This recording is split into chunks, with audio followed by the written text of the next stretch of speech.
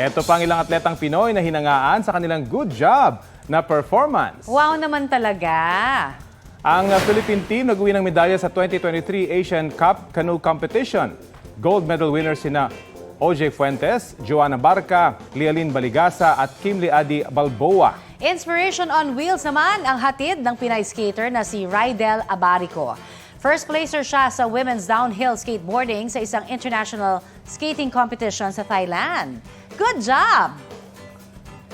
Kapuso, alamin ang maiinit na balita. Bisitahin at mag-subscribe sa GMA Integrated News sa YouTube.